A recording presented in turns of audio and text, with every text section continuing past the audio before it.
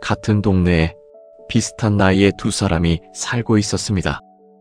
한 사람은 아침에 눈을 뜨면 제일 먼저 시계를 봅니다. 7시 반. 오늘도 하루가 너무 깁니다. TV를 켜고 채널을 돌리고 다시 끄고 창밖을 바라봅니다. 딱히 볼 것도 없는 골목이 오늘따라 더 조용합니다. 전화할 사람도 딱히 떠오르지 않습니다. 무기력하다기보다는 그냥 뭔가 빠져나간 것 같은 느낌. 살아있는데 살고 있지 않은 것 같은 그 묘한 공백.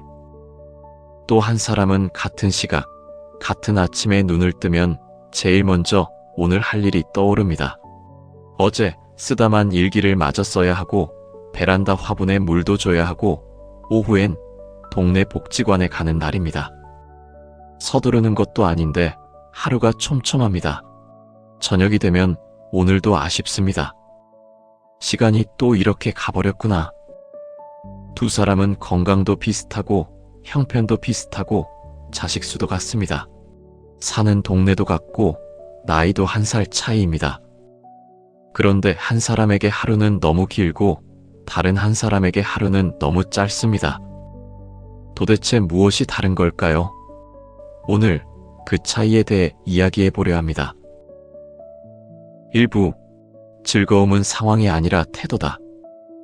많은 분들이 이렇게 생각하십니다. 건강하면 즐겁게 살 수 있을 텐데, 돈이 좀 더 있으면 하고 싶은 것도 할 수 있을 텐데, 자식들이 자주 찾아오면 외롭지 않을 텐데, 배우자가 곁에 있으면 덜 쓸쓸할 텐데. 틀린 말이 아닙니다. 건강은 중요하고 돈도 무시할 수 없고 곁에 사람이 있으면 분명 더 따뜻합니다. 그러나 한 가지 물어보고 싶습니다. 그 조건들이 갖춰졌을 때 정말 즐거웠습니까? 젊었을 때를 생각해 보십시오. 몸도 튼튼했고 일도 있었고 아이들도 집에 있었습니다. 그런데 그 시절이 마냥 즐거웠느냐 하면 꼭 그렇지만도 않았습니다. 그때는 그때대로 바빠서 힘들었고 걱정이 많았고 무언가 항상 부족한 것 같았습니다. 즐거움이란 것이 사실은 상황에 달린 것이 아닐 수 있습니다. 즐거움의 반대말이 뭐라고 생각하십니까? 많은 분들이 지루함이라고 하십니다. 그런데 실제로 즐겁게 사는 분들을 보면 지루할 틈이 없어서 즐거운 경우보다 지루해도 그 안에서 뭔가를 찾아내는 경우가 훨씬 많습니다. 즐거움의 진짜 반대말은 지루함이 아닙니다. 바로 비교입니다. 저 사람은 저렇게 사는데 나는 왜 이러나? 예전에는 이랬는데 지금은 왜 이 모양인가? 자식들은 왜 안 오는지. 이런 비교가 시작되는 순간 지금 이 자리가 초라해집니다. 손에 쥔 것이 있어도 없는 것만 보입니다. 동양에서는 이것을 일찍부터 알았습니다. 일체유심조, 모든 것은 마음이 만들어낸다. 거창한 불교 철학으로 받아들이지 않아도 됩니다. 쉽게 말하면 이렇습니다. 같은 하루도 어떤 마음으로 맞이하느냐에 따라 전혀 다른 하루가 된다. 그렇다면 즐거운 마음을 만드는 가장 작은 행동은 무엇일까요? 놀라울 정도로 많은 분들이 같은 것을 말씀하십니다. 감사일기, 웃기, 작은 것에 감사하기. 처음에는 이게 좀 단순하게 들릴 수 있습니다. 삶이 이렇게 팍팍한데 감사일기 몇 줄이 뭘 바꾸겠느냐고요. 그런데 실제로 해보신 분들은 압니다. 뭔가 달라집니다. 매일 저녁 오늘 감사했던 것 3가지를 적다 보면 뇌가 하루 동안 감사할 것을 찾기 시작합니다. 의식하지 않아도 좋은 것을 먼저 눈에 담게 됩니다. 찾으면 보인다. 감사를 찾기 시작하면 정말로 더 많은 것이 감사하게 느껴집니다. 그리고 웃음. 어느 분이 이런 말씀을 하셨습니다. 거울 보고 웃기부터 하겠습니다. 짧은 한마디인데 오래 마음에 남았습니다. 웃음이 행복의 결과가 아니라 행복의 원인이 될 수 있다는 것을 이 한 문장이 담고 있습니다. 기분이 좋아서 웃는 것이 아니라 웃었더니 기분이 좀 나아지더라는 것. 70대에 태권도를 시작했더니 길을 걷다가 마주치는 사람들도 태권도복을 보고 덩달아 웃게 되더라는 분의 이야기도 있었습니다. 웃음은 전염됩니다. 그리고 그 웃음이 돌아올 때 오늘 하루가 조금 달라집니다. 즐거움은 기다리는 것이 아닙니다. 아주 작게 지금 이 자리에서 만들어가는 것입니다. 2부, 즐겁게 사는 사람들의 3가지 공통점. 즐겁게 사는 분들을 보면 공통점이 있습니다. 부자라서도 아니고 건강해서도 아니고 자식이 효자여서도 아닙니다. 그보다 훨씬 단순하고 그러면서도 쉽게 놓치는 것들입니다. 3가지로 정리해드리겠습니다.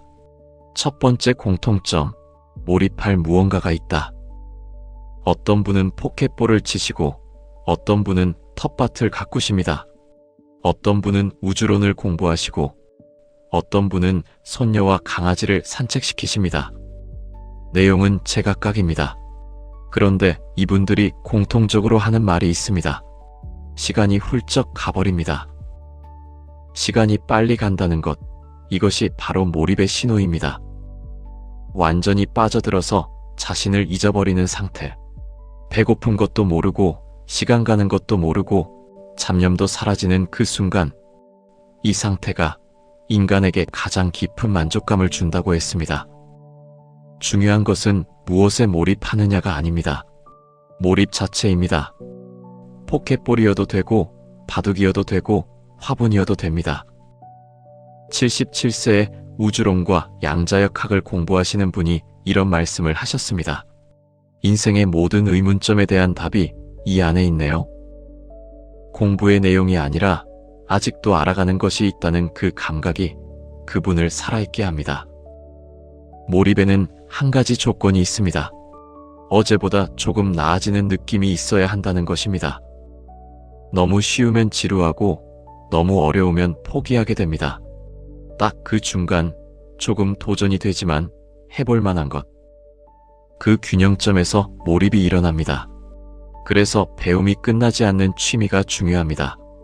10년을 해도 아직 모르는 것이 있는 것, 평생을 해도 완성되지 않는 것, 그것이 진짜 오래가는 취미입니다. 두 번째 공통점, 웃음을 의도적으로 만든다. 아까 감사와 웃음 이야기를 잠깐 했습니다만 여기서 좀 더 들여다보겠습니다. 즐겁게 사는 분들은 웃음이 저절로 나올 때만 웃지 않습니다. 의도적으로 웃을 이유를 만듭니다. 복지관에 가서 포켓볼을 치는 이유가 운동 때문만은 아닙니다. 거기서 만나는 사람들과 웃기 위해서입니다. 노래교실에 가는 이유도 노래 실력을 키우기 위해서만이 아닙니다. 함께 부르면서 웃게 되기 때문입니다. 웃음은 몸에도 직접적인 영향을 미칩니다. 웃을 때는 코르티솔, 즉 스트레스 호르몬이 줄어들고 엔돌핀이 분비됩니다. 면역 기능이 활성화되고 통증에 대한 내성도 높아집니다. 웃음이 약이라는 말이 비유가 아닙니다. 실제로 몸이 달라집니다. 그런데 나이가 들수록 웃을 일이 줄어드는 것 같다고 하시는 분들이 많습니다. 당연합니다. 젊을 때는 환경 자체가 웃음을 만들어줬습니다. 직장 동료들, 아이들, 시끌벅적한 일상. 그런데 조용해지면 웃음도 줄어듭니다. 그래서 즐겁게 사는 분들은 웃음을 만드는 환경을 스스로 만듭니다. 복지관을 찾고 모임에 나가고 손주를 만나고 강아지를 키웁니다. 아니면 정말로 거울 앞에서 혼자 웃어보기도 합니다. 처음엔 어색하지만 해보면 압니다. 억지 웃음도 웃다 보면 진짜 웃음이 됩니다. 세 번째 공통점, 혼자인 시간을 적으로 보지 않는다. 이것이 어쩌면 가장 중요한 공통점일 수 있습니다. 나이가 들수록 혼자 있는 시간이 많아집니다. 자식들은 각자의 삶이 있고 친구들은 하나씩 떠나가고 배우자가 먼저 가기도 합니다. 이 혼자인 시간을 어떻게 보내느냐가 노년의 질을 가장 크게 좌우합니다. 이런 말씀을 하신 분이 계셨습니다. 혼자 있을 때가 제일 좋다. 오직 나에게 집중하며 자유롭다. 이분이 외롭지 않은 것이 아닙니다. 혼자인 시간을 자기 것으로 만들었기 때문에 그 시간이 빈 시간이 아니라 채워진 시간이 된 것입니다. 또 다른 분은 이렇게 쓰셨습니다. 외로울 때에는 자신을 살피고 자신이 하고 싶은 일을 할 수 있는 시간입니다. 이것이 바로 고독을 다루는 지혜입니다. 혼자인 시간이 오면 도망가지 않고 그 시간 안으로 들어가는 것, 거기서 자신을 만나는 것. 그리고 역설적이게도 혼자인 시간을 잘 보내는 사람이 다른 사람과 함께할 때도 더 좋은 시간을 만듭니다. 혼자서도 괜찮으니까 함께일 때 더 기쁘게 있을 수 있습니다. 3부, 취미가 중요한 진짜 이유. 이제 취미 이야기를 해보겠습니다. 취미라고 하면 많은 분들이 좀 부담스럽게 느끼십니다. 뭔가 특별한 것을 배워야 할 것 같고, 돈도 들 것 같고, 나이 들어 새로 시작하기엔 창피할 것 같다고 하십니다. 그런데 오늘 드리고 싶은 말씀은 취미가 있으면 좋다는 이야기가 아닙니다. 취미가 무엇인지를 알면 왜 그것이 필요한지가 보입니다. 우리는 평생 수많은 역할을 살아왔습니다. 누군가의 아들이나 딸이었고, 누군가의 남편이나 아내였고, 직장에서는 직장에서의 역할이 있었습니다. 또한 아이들에게는 아버지 어머니였고, 동네에서는 누구누구 집 어른이었습니다. 이 역할들이 쌓여서 우리의 정체성이 됐습니다. 그런데 나이가 들면 이 역할들이 하나씩 사라지기 시작합니다. 역할이 사라지면 나는 누구인가 하는 질문이 조용히 올라옵니다. 이것이 많은 분들이 퇴직 후에 느끼는 공허함의 정체입니다. 나쁜 사람이 된 것도 아니고 실패한 것도 아닌데 뭔가 빠져나간 것 같은 그 느낌. 이런 말씀을 하신 분이 계십니다. 오랜 직장 퇴직하니 마음이 점점 우울해진다.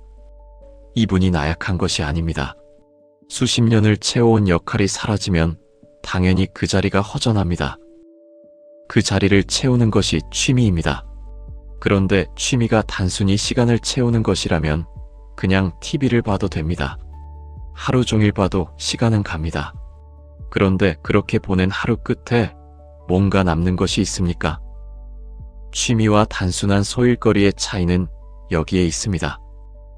취미는 내가 선택해서 내가 하고 싶어서 하는 것입니다. 누가 시켜서 하는 것도 아니고 돈을 벌기 위해 하는 것도 아닙니다. 그냥 내가 좋아서 하는 것. 이것이 역할을 잃은 뒤에도 나를 나로 만들어주는 행위입니다. 한 분이 이런 말씀을 하셨습니다. 이제야 오롯이 나에게 집중합니다. 영원히 눈을 감게 되는 나를 생각하며 이제야 하고 싶었던 것들을 하고 있다고. 이 말에 담긴 무게가 가볍지 않습니다. 평생 남을 위해 살다가 이제 처음으로 자신을 위해 사는 것. 취미는 그 시작입니다. 그렇다면 어떤 취미가 오래 갑니까? 오래 지속되지 않는 취미에는 세 가지 함정이 있습니다. 첫 번째는 소비형 취미입니다. TV 보기, 유튜브 무한 스크롤, 스마트폰 게임. 이것들이 나쁜 것은 아닙니다. 문제는 이것들이 유일한 즐거움일 때입니다. 소비형 취미는 하고 나면 아무것도 남지 않습니다. 시간이 사라졌는데 채워진 것이 없고 오히려 더 허전해지기도 합니다. 두 번째는 과시형 취미입니다. 남에게 보여주기 위한 취미. 사람들이 멋있다고 해서 하는 것, 인정받고 싶어서 하는 것. 이런 취미는 인정이 사라지면 함께 사라집니다. 칭찬이 없어지면 하고 싶지 않아집니다. 세 번째는 조건형 취미입니다. 몸이 좋아야만, 돈이 있어야만, 누군가와 함께여야만 할 수 있는 취미.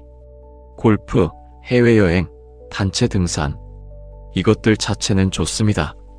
그러나 이것이 유일한 취미라면 위험합니다. 몸이 조금 나빠지거나 형편이 달라지거나 함께 다니던 친구가 없어지면 그 취미도 함께 끝나버립니다. 그렇다면 오래가는 취미의 조건은 무엇입니까? 세 가지입니다. 배움이 끝나지 않을 것. 10년을 해도 아직 모르는 것이 있는 것. 완성이 없기 때문에 계속할 이유가 생기는 것. 혼자서도 완결될 것. 날씨가 어떻든 상대가 없어도 몸이 조금 불편해도 할 수 있는 것. 외부 조건에 달려있지 않은 취미. 몸이 아닌 감각으로 하는 것. 나이가 들수록 몸의 조건은 달라집니다. 하지만 감각, 관찰력, 해석하는 눈, 느끼는 깊이는 오히려 깊어집니다. 몸으로 하는 취미가 아니라 그 깊어진 감각으로 하는 취미. 이 세 가지 조건을 갖춘 취미들을 지금부터 하나씩 말씀드리겠습니다. 4부. 죽을 때까지 즐거운 취미 5가지. 지금 소개해드릴 5가지는 제가 임의로 고른 것이 아닙니다. 댓글을 남기신 수많은 분들이 실제로 하고 계신 것들 중에서 가장 많이 언급된 것들을 뽑았습니다.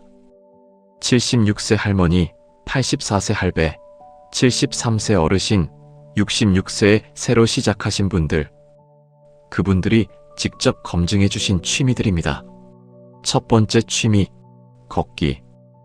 가장 단순하고 가장 많이 언급된 취미입니다. 아침 산책, 만보 걷기, 맨발 걷기, 자전거 타기. 형태는 조금씩 다르지만 밖으로 나가서 몸을 움직인다는 것은 같습니다. 걷기가 단순한 운동이 아닌 이유가 있습니다. 걸으면 생각이 정리됩니다. 앉아서 아무리 고민해도 풀리지 않던 것이 걷다 보면 어느새 조금 가벼워집니다. 루소는 걸으면서 사유했고 칸트는 매일 같은 시각에 같은 길을 걸었습니다. 니체는 산을 걸으며 글을 썼습니다. 걷는다는 것은 몸을 움직이는 것이면서 동시에 마음을 움직이는 것입니다. 걷기의 좋은 점 중 하나는 길에서 뭔가를 덧붙일 수 있다는 것입니다. 강아지와 함께 걸으며 언어 공부를 하신다는 분도 계셨습니다. 산책길에 이어폰 하나 꽂고 좋아하는 음악을 듣거나 오디오북을 들으면 걷는 시간이 2배로 풍요로워집니다. 걷기는 돈이 들지 않습니다. 특별한 장소도 필요 없습니다. 지금 당장 신발을 신고 나가면 됩니다. 두 번째 취미, 글쓰기. 감사일기, 생활일기, 자서전, 회고록, 편지. 형태는 다양하지만 댓글에서 압도적으로 많이 등장한 것이 바로 쓰는 것이었습니다. 76세 어르신은 올해 4월부터 매일 일기를 쓰고 계신다고 했습니다. 반성도 하고 돌아보기도 하면서 하루하루가 행복하다고 하십니다. 미국에 사시는 81세 할머니는 감사일기와 자신을 칭찬하기를 행복의 지름길이라고 하셨습니다. 75세 할머니는 40년째 독서 모임을 하시면서도 일기 쓰기를 하루 루틴으로 유지하고 계셨습니다.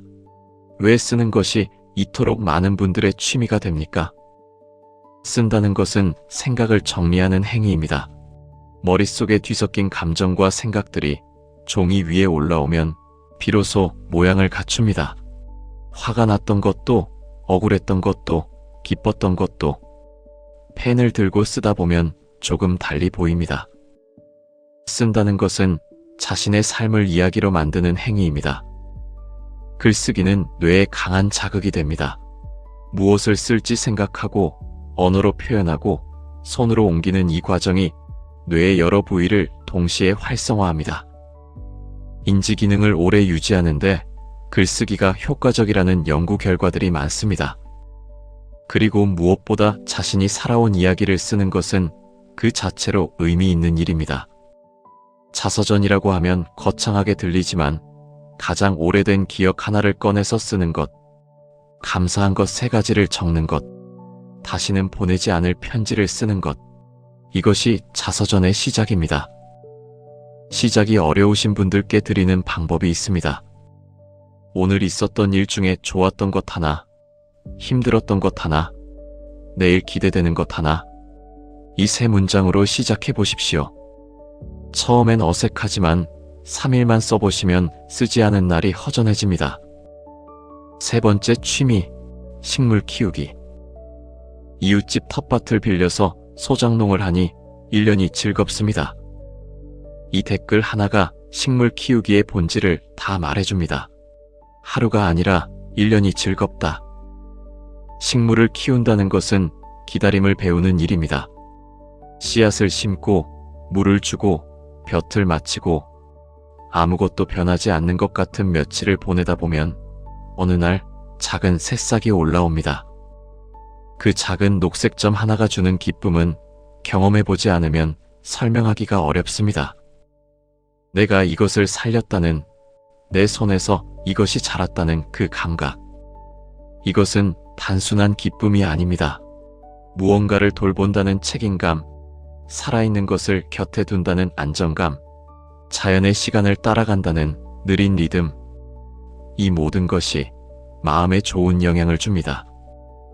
반려식물이라는 말이 괜히 생긴 것이 아닙니다. 텃밭이 없어도 됩니다.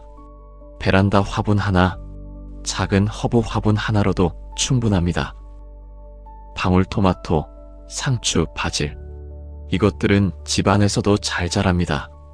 그리고 직접 키운 채소로 만든 음식은 그냥 사 먹는 것과 맛이 다릅니다.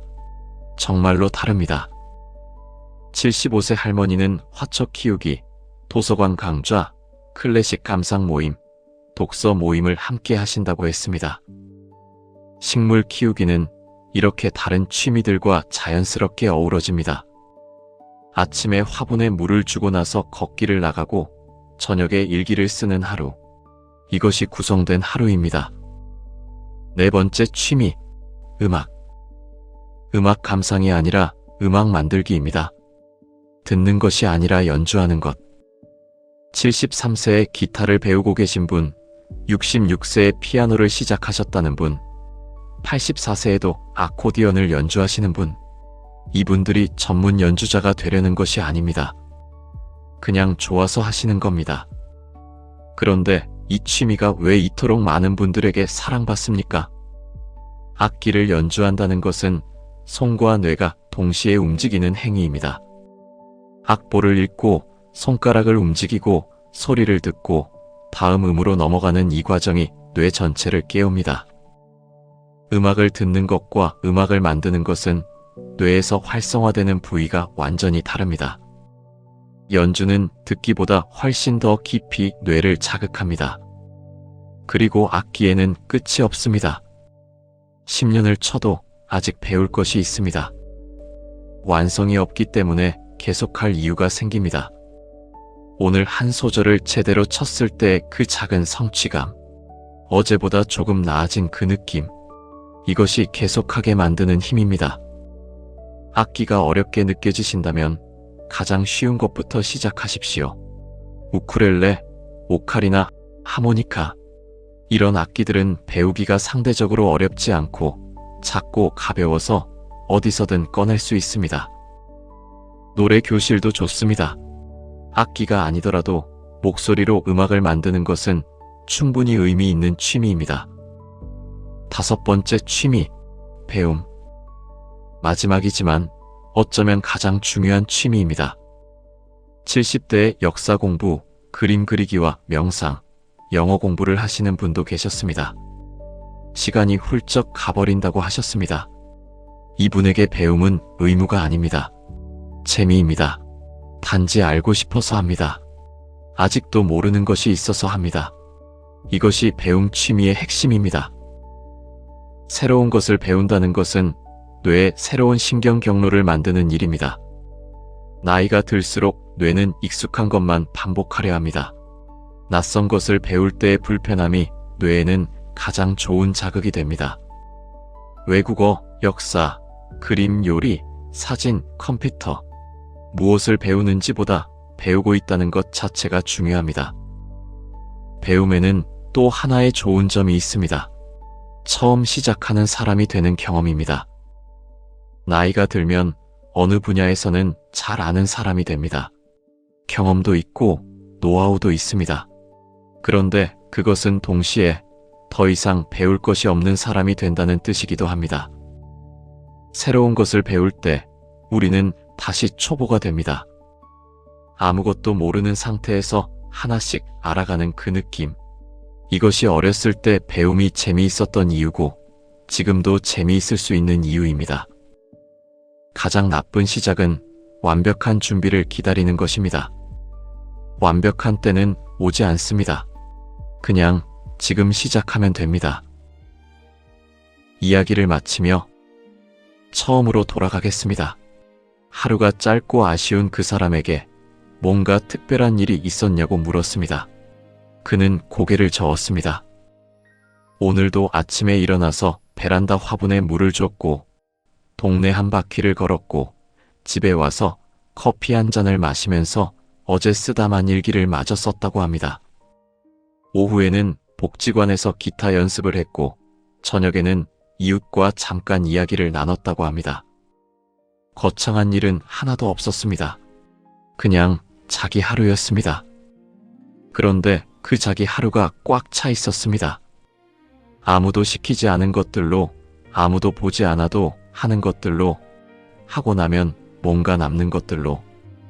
처음 영상을 시작할 때 여쭤봤습니다. 두 사람 사이의 차이가 무엇이냐고. 이제는 보이실 겁니다. 돈도 아니고 건강도 아니고 자식도 아닙니다. 자기 하루가 있느냐 없느냐의 차이입니다. 누군가의 역할로만 사는 하루가 아니라 내가 선택한 것들로 채운 하루. 그 하루를 가진 사람은 아침이 기다려집니다. 인생에서 많은 것들이 우리 뜻대로 되지 않습니다. 건강도, 돈도, 관계도. 하지만 오늘 오후에 무엇을 할지는 지금 이 순간에도 우리가 선택할 수 있습니다. 즐겁게 산다는 것은 대단한 취미를 갖는 것이 아닙니다. 멋진 곳을 여행하는 것도 아니고 화려한 모임에 나가는 것도 아닙니다. 오늘 하루를 내 것으로 만드는 것입니다. 어제보다 조금 더 자신의 하루를 살아가는 것. 그것이 죽을 때까지 즐겁게 사는 유일한 방법입니다.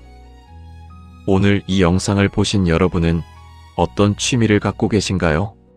아니면 지금 새로 시작해보고 싶으신 것이 있으신가요? 댓글로 남겨주시면 함께 나눠보겠습니다. 오늘도 함께 해주셔서 감사합니다. 마음에도 쉼표였습니다.